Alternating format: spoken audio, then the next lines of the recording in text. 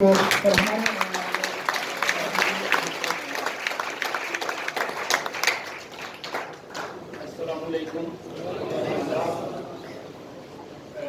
ये मूवमेंट मेरे लिए बहुत ही मसरत और शादमानी का लम्हा है, क्योंकि मैं एक जो ख्वाब देख रहा था, जो मैंने 2014 में देखा था कि मैं एक वक्त के बाद दोबारा यहाँ पे आऊँ और एक as a source of inspiration मैं अपने दोस्तों, अपने भाइयों और बहनों के सामने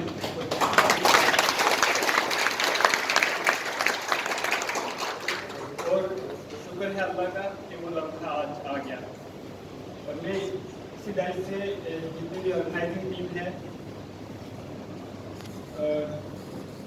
जफर साहब, deputy collector Aligarh, student leaders, research scholar, जितने भी अपना टाइम निकाल के यहाँ पे आ गए, सभी का दिल की अमीर गहराइयों से आपका खैर मकदम करता हूँ, शुक्रिया करता हूँ।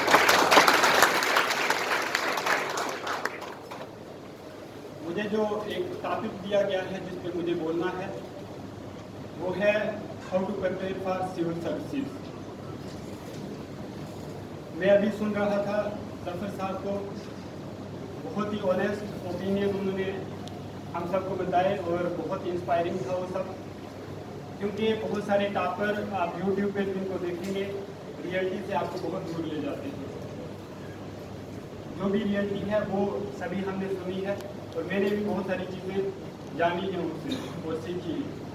और मैं रिक्वेस्ट करता हूँ कि अगर आपको 5 पॉइंट भी अगर नोट डाउन कर सकते हैं अभी जाके, अब उन्हें नोट डाउन करिए और उनको इम्प्लीमेंट करिए, क्योंकि जो डिफरेंस क्रिएट होता है वो इसी से होता है कि आप इम्प्लीमेंट एग्जीक्यूट करते हैं वो चीज़ें कैसे हो। तो how to prepare for civil services, जो बिल्कुल ही बिगनर है उनके लिए मैं ये कहूँगा कि ये सफ़र जो है एक मैराथन है। ये 6 महीने में या 1 साल में शायद ही ख़त्म हो। पॉसिबल है कि आप 2 साल में ख़त्म कर दें, लेकिन ये एक्सटेंड हो सकता है। इसलिए अपना पैशंस, कंसिस्टेंसी एक ऐसे इम्पॉर्टेंट टूल है इस एग्ज़ाम को क्रैक करने के लिए, जो कभी भी आप यूज़ नहीं कर सकते। किसी भी मूवमेंट पे अगर आप अपना पैशंस, कंसिस्टेंसी, हार्ड वर्क छोड़ देंगे तो आपको ये यकीन भी छोड़ देना है कि हमसे ये एग्ज़ाम क्रैक हो पाएगा। जो आपका बिगनिंग होगा, आपको जो भी बेसिक स्टैटिक पोर्शन है वो पढ़ना है। उसमें जो बेसिक स्टैटिक पोर्शन है उसमें एनसीईआरटीज आती हैं। जितनी भी एनसीईआरटी से खासकर 11th-12th की एनसीईआरटी, वो बहुत ही स्टैंडर्ड सोर्स माना जाता है यूपीएससी के लिए, both for prelims and mains. तो इसलिए वो आप उसकी इम्पोर्टेंस आप कभी भी नहीं भूलेंगे, क्योंकि जब लोग 1-2 मेंस लिख के आते हैं तब उन्हें पता चलता है कि एनसीईआरटी का क्या इम्पोर्टेंस है। दूसरी चीज़ जो आपको लेके चलना है वो है न्यूज़पेपर। न्यूज़पेपर 2 अच्छे न्यूज़पेपर हैं, द हिंदू और इंडियन एक्सप्रेस। इनमें से आप एक चूज कर सकते हैं, क्योंकि दोनों ही न्यूज़पेपर जो है बहुत अच्छे होते हैं और बहुत रेलिवेंट होते हैं यूपीएससी को लेकर। थर्ड चीज़ कि बहुत सारे स्टूडेंट को दिक्कत आती है कि न्यूज़पेपर में पढ़ें क्या, क्योंकि बहुत अगर आप लाइन टू लाइन पढ़ेंगे तो आपके 4-5 घंटे चले जाएंगे। इसलिए आपको बहुत ही सिस्टमेटिक तरीके से ही पढ़ना है ताकि आपका टाइम सेव हो जाए। इसलिए मैं क्योंकि DNA, DNS, breaking news simplified और बहुत सारे न्यूज़ एनालिसिस आते हैं, लेकिन मैं जो सजेस्ट करूँगा वो राउस आईएएस का एनालिसिस जो है वो बहुत ही बेहतरीन है।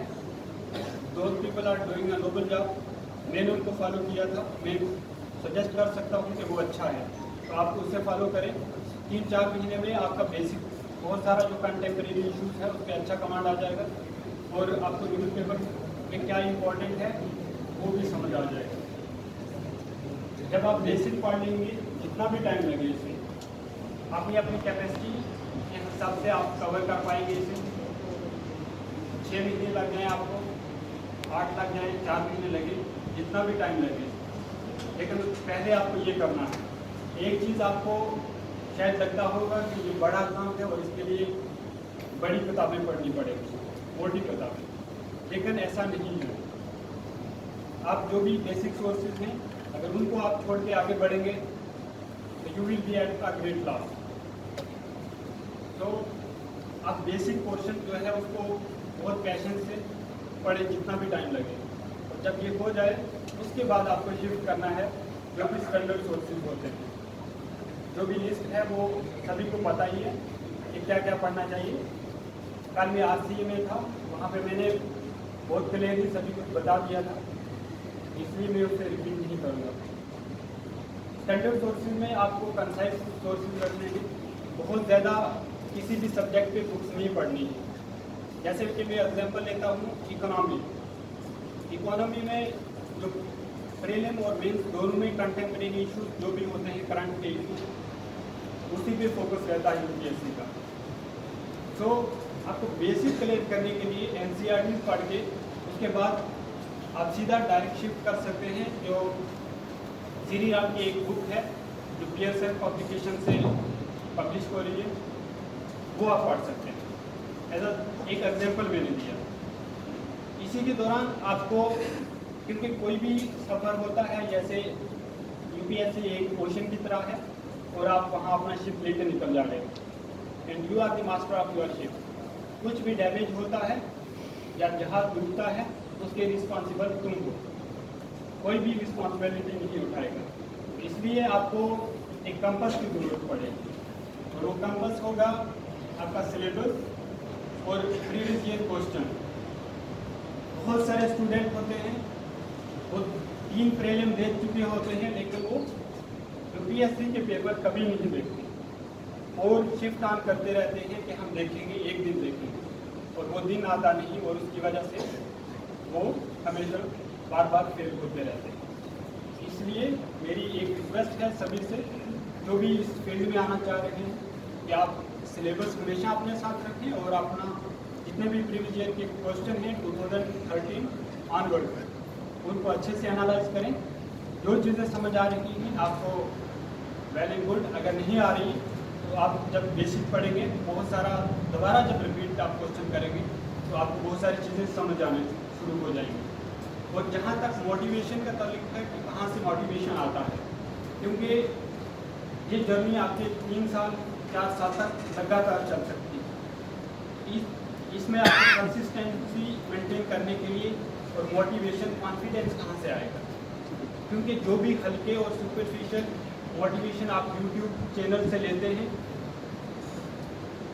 जो मोटिवेशन लेक्चर आप देखते हैं, उनसे आप you are never going to motivate from those lecture. आपको मोटिवेशन अपने अंदर ही ढूंढना है, क्योंकि एक बुक है मेन सर्च फॉर मीनिंग, उसका आथर है विक्टर फ्रैंकल। वो लिखता है कि he who has a why to do something, he will do it almost anyhow। अगर आपके पास रीज़न है कि क्यों करना है मुझे ये, तो आप यकीनन ये करेंगे, चाहे कितना भी वक्त लग जाए और कितनी ही मुश्किलें आ जाए और कितने ही लोग आपको अपोज। जहाँ तक मेरे एज अ पर्सनैलिटी का ताल्लुक है, फ्रॉम वेरी बिगनिंग जब मैं एकेडमिक्स में था, मेरा JNU में हो गया। सभी लोग कह रहे थे कि आप JNU से क्यों वापस आ गए, आपका JRF वहाँ पे हो जाता। लेकिन मैं यहाँ अलीगढ़ आ गया और JRF मैंने 6 महीने के बाद निकाल दिया, क्योंकि मुझे बिलीफ और कॉन्फिडेंस, किसी से पूछने की मुझे ज़रूरत नहीं थी। मुझे खुद पता था कि मैं क्या कर सकता हूँ और मुझे क्या करना चाहिए। और उसके बाद मेरे क्लासमेट्स जितने भी थे, सभी ने ऑलमोस्ट 80% जो भी लोग थे मेरे बैचमेट, सभी ने JRF निकाला। तो आज मैं यकीन करता हूँ कि अलीगढ़ में जो एक रोल मॉडल, एक लाइफ कोच की ज़रूरत है। अगर आप, बहुत सारे और भी यहाँ से क्वालिफायर हैं, जफर साहब हैं, और मुझे भी आप कंसिडर कर सकते हैं। आप हमें कि अगर हम कर सकते हैं, यही लाइब्रेरी, यही किताबें और यही क्लासेस, यहीं से हमने स्टार्ट किया था और हम यहाँ पे पहुँचे। एक भी मुझे कोई रीज़न नहीं बता सकता। भी रीज़न नहीं, और रीज़न जो रहेगी वो मुझे पता है, वो रीज़न रहेगी आपकी लेजीनेस, आपका non willingness to do hard work, sacrifice ना देने का, और चीज़ें खुद से हो जाने का। कोई भी चीज़ नहीं आती, हर चीज़ का एक कॉस्ट होता है।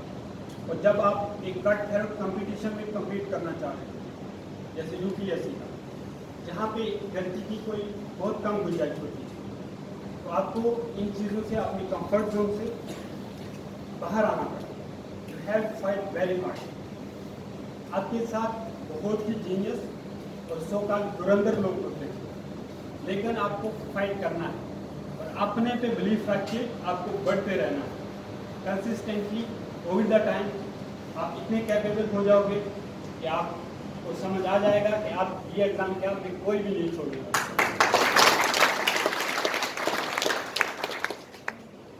ये एक पार्ट ऑफ प्रोसेस होता है, क्योंकि goal setting that's very important. Goal से हमें ओरिएंटेशन मिलता है कि हमें जाना कहाँ पे, लेकिन प्रोसेस फॉलो करना that's create the difference, that's most important.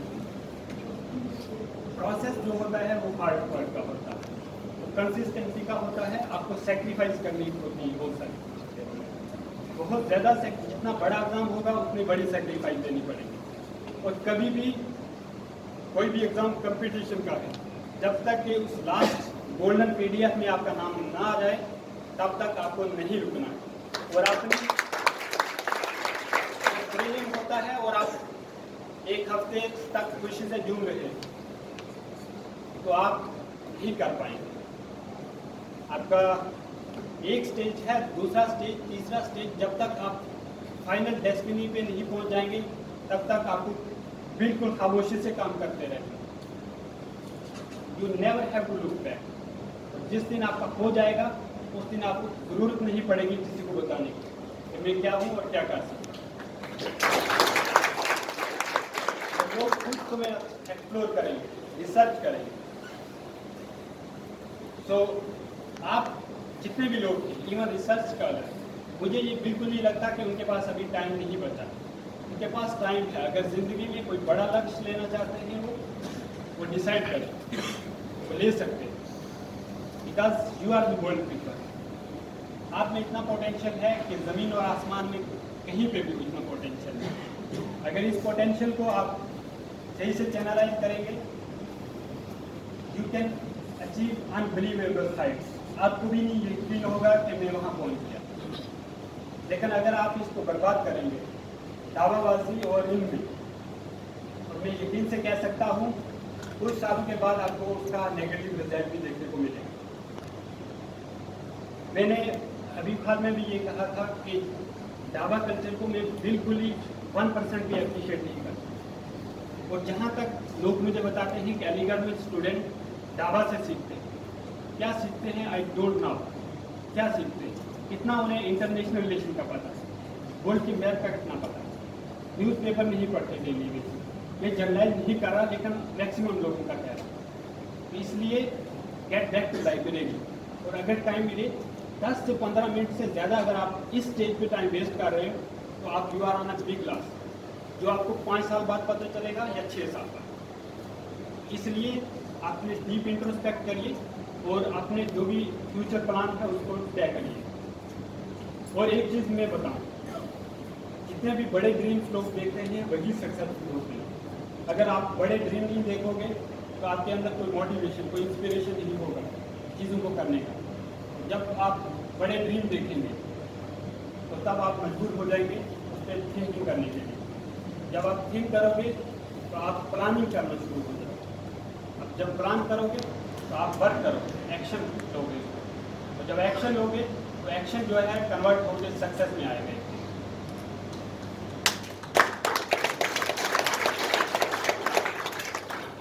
जो भी ये मैं पॉइंट बता रहा हूँ ये दे आर रियली प्रैग्मेटिक और प्रैक्टिकल जो मैंने किए। मुझे कोई भी चीज़ फ्री में नहीं मिली है, उसके पीछे बहुत बड़ा सेक्रीफाइस है, हार्ड वर्क। और मैं आपको भी बताता हूँ, आपको भी सेक्रीफाइस करना पड़ेगा। अगर आप सेक्रीफाइस नहीं कर रहे तो आप सोचते हैं कि दुआओं से ही काम चल जाएगा, या लक फेवर कर जाएगा। लक फेवर द ब्रेव और as you do hard work the more luckier you will become. जब हमें फेलर आता है हमें इंट्रोस्पेक्ट करना चाहिए और हम एक्सक्यूज देते हैं कि लक ने फेवर नहीं किया। यूपीएससी में लाख स्टूडेंट बैठते हैं, सभी अनलकी नहीं होते क्योंकि वो IITians होते हैं, वो फॉरेन कंट्री से पढ़ के आते हैं, वो IIIM के स्टूडेंट होते हैं। ये कहना कि वो अनलकी थे इसलिए यूपीएससी में नहीं क्लियर हो पाए, ये कहना गलत है। जब भी फेलर आए जिंदगी में लोग कुछ भी कहें, लेकिन आपको उस time you have to take a pass. Failure कुछ नहीं होता, failure is an option as said by Elon Musk. Failure कोई बड़ी बात नहीं, इट्स एन ऑनर। और उस टाइम पे आप रुक के पास लेना है और आपको सोचना है कि अगला क्या प्लान करना है। अगर आपने कोई गलती की है तो आपने आपको उतना हिट ऑफ चैलेंज और उसको एग्जीक्यूट करो। और अगर आप प्रॉपर्ली एग्जीक्यूट कर जाओगे 6 महीने के बाद आप बदल जाओगे, आप वो अचीव कर लोगे जो आप 3 सालों में अचीव नहीं कर सकते। मुझे भी फेलियर हुआ था क्योंकि फेलियर से मेरा इतना मैंने कभी फेस किया नहीं था। अकेडमिक कोई भी एग्ज़ाम होता था उससे पहले ही प्रिपरेशन स्टार्ट कर लेता था और एक वक्त आने में मैं उसे अचीव कर लेता था विद अ गुड रैंक। लेकिन यूपीएससी एक सब्जेक्ट गेम, जब मैं यहाँ पे गया एक फेलर आया, लगा कि ये बड़ा गेम है और एक फेलर होता है, आई डिजर्व इट। लेकिन जब सेकंड फेलर आया because I did a lot of hard work, लेकिन उस टाइम मैंने कहा कि I don't deserve it, why it happened to me. उस टाइम में मुझे बहुत डीप इंट्रोस्पेक्ट करना पड़ा। थर्ड अटेम्प्ट जो था वो मैंने पूरी तरह हिट करना था, अपने पूरे पोटेंशियल के साथ, अपनी पूरी कैपेबिलिटीज के साथ, अपनी पूरी ऑनेस्टी के साथ। तो मैंने उसे हिट किया, तो I got the rank. I am hopeful that I will get IAS। इसी दौरान मैंने और भी बहुत सारे एग्जाम क्लियर किए। यूपीएससी के जितने 4 एग्जाम जो करवाए थे मेरे टाइम में, मैंने 4 के 4 के इंटरव्यू दिए, एक बचा है और 3 के इंटरव्यू दिए। 2 क्वालिफाई कर दिए हैं और एक का आज रिजल्ट आएगा या कल। Hopefully I will get into that. कोई भी रिएक्शन हम स्टार्ट करते हैं तो उस रिएक्शन के लिए कुछ एक्टिवेशन एनर्जी चाहिए, और जब वो थ्रेशोल्ड पे पहुंच जाती है तो रिएक्शन 5 हो जाती है। यही बात होती है, हमारा भी एक पोटेंशियल होता है, हमें भी एक एक्टिवेशन एनर्जी चाहिए होती है। कुछ हमें स्किल डेवलप करने पड़ते हैं, जैसे राइटिंग स्किल, ऐसे राइटिंग स्किल, चीज़ों को समझने में टाइम लगता है। जब हम वो थ्रेशोल्ड क्रॉस करेंगे वी विल बी अनस्टॉपेबल। सो जितने भी लोग हैं, अगर आपको फेलियर आता है, कहीं पे भी सेटबैक आता है, उसको एज अ स्टेपिंग स्टोन माने और आगे बढ़े। जो भी लोग फेलियर को बड़ा मान लेते हैं, अपने से बड़ा, तो वो बड़ा अचीवमेंट नहीं पा सकते। इसलिए आप हार्ड वर्क करते रहिए कंसिस्टेंटली, यही मेरी स्ट्रैटेजी। और अब मैं फोकस करता हूँ अलीगढ़ मुस्लिम यूनिवर्सिटी, और ये क्या है, क्या मैंडेट था इसका और कहाँ पे पहुँचे हैं। अलीगढ़ मुस्लिम यूनिवर्सिटी ये एक इंस्टीट्यूशन बनाया था, और इंस्टीट्यूशन खड़ा करना बहुत बड़ा काम होता है। एक बहुत बड़े विजनरी और फारसाइटिक लोग ही ये काम कर सकते हैं। एक उस टाइम में जब हमारा मुल्क एक बैरूनी कुव्वत के डोमिनेशन के अंदर, उस टाइम में एक बंदे ने एक बात देखा और एक टेक्निकली ग्राउंड रियलिटी को असेस किया और एक इंस्टीट्यूशन एस्टेब्लिश कर दिया। तो आज 100 ईयर्स, मोर देन 100 ईयर्स पास हो गए, लेकिन आज की दुनिया के कोने कोने से हर कोई इसको एप्रिशिएट एक्नॉलेज करता है कि एक काम किया है किसी।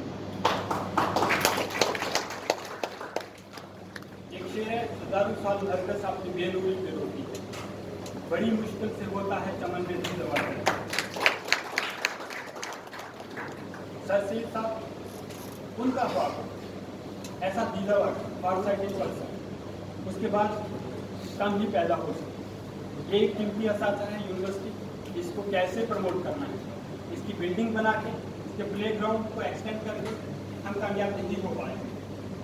कामयाब हो पाएंगे अगर जो आपके अंदर फायर है, जो आपके अंदर स्पार्क है, वो जिस दिन भड़क उठेगी उस दिन वो आप जो है शर्मिंदा ताबीर हो गए। आप यहाँ पे बेस्ट इंफ्रास्ट्रक्चर और बेस्ट फैसिलिटीज आपको मिल रही। अब दिल्ली जाएं 6 महीने रह के उसके बाद आए अलीगढ़, तब आपको पता चलेगा कि अलीगढ़ में क्या फैसिलिटीज मिल रही है और आपकी यहाँ की कदर करोगे। आपको library facilities, books, hostel accommodation, हर चीज़ आपको मिल रही है। लेकिन यहाँ पे टाइम पास करने में तो लगेगा। टाइम तो पास हो ही जाएगा, हर कोई जानता है अलीगढ़ में टाइम कैसे पास हो। टाइम पास हो जाएगा, लेकिन उस टाइम जब आप निकल रहे होंगे यहाँ से, उस वक्त आप दुखी नहीं होने चाहिए। You should be proud of what you are doing. तो it's the right moment to take the decision और उसको एग्जीक्यूट करो और उसके लिए जो भी कास्ट देना है उसको पे करो। यही हमारा था एक मैसेज। जितने भी क्वालिफाई हैं यहाँ से, उनके साथ भी मेरा कॉन्टैक्ट हुआ था और उन्होंने भी मुझे यही कहा था कि आप अलीगढ़ जाएं और स्टूडेंट के साथ इंटरेक्ट करें। हम बहुत बड़े पब्लिक स्पीकर नहीं हैं, लेकिन जो भी कहते हैं दिल से कहते हैं। तो बहुत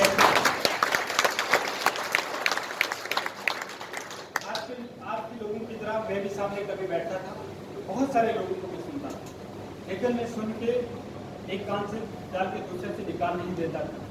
मैं उससे ट्राई करता था इम्प्लीमेंट करने की, लेकिन बिलीव मी वो टफ होता था मेरे लिए। लेकिन मैं एटलीस्ट अगर 100% नहीं तो 1%, 2% उसको एग्जीक्यूट करता था। तो आप भी जो भी मैंने कहा है, हर चीज़ बहुत सोच के मैं बोल रहा हूँ, रुक के बोल रहा हूँ कि जो भी है उसमें के पीछे एक वेट है और आप बिलीव करिए। आप अगर ये चीज़ें फॉलो करेंगे, मैं यकीन से कह सकता हूँ कि हम कामयाब हो सकते और अपनी ड्रीम पे कभी कंप्रोमाइज़ नहीं करना है आपको। कोई भी फाइनेंशियल कंस्ट्रेंट, जो भी आपका कोई भी बैकग्राउंड है, सोशल और इकोनॉमिक बैकग्राउंड, कोई भी मैटर नहीं करता। अगर if you are willing to do hard work, you are going to sacrifice the required and you will make it. Nobody can stop. Okay, at the end I wrap up my speech. I extend my gratitude and thanks to all the organizing team, my brothers and sisters, Zafar Sahab, for this patient listening. Good luck. Thanks.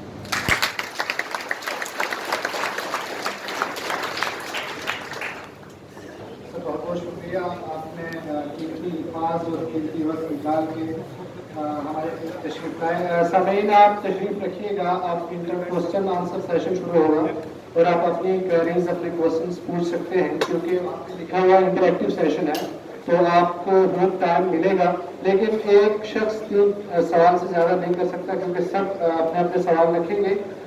मैं एक शेर के साथ अपना session शुरू करूँगा कि अब तक जो समझ पाया हूँ ये कदम कदम बुलाए, ये सवाल पूरे जाना, वो यहीं से लौट जाए जिन्हें जिंदगी हो प्यारी। ये UPSC का बड़ा मार्कून है, लेकिन अपने आप क्वेश्चन आप रख सकते हैं जनाब डिप्टी कलेक्टर मोहम्मद जफर भाई से और शफीक भाई जो IAS ऑल इंडिया रैंक 419।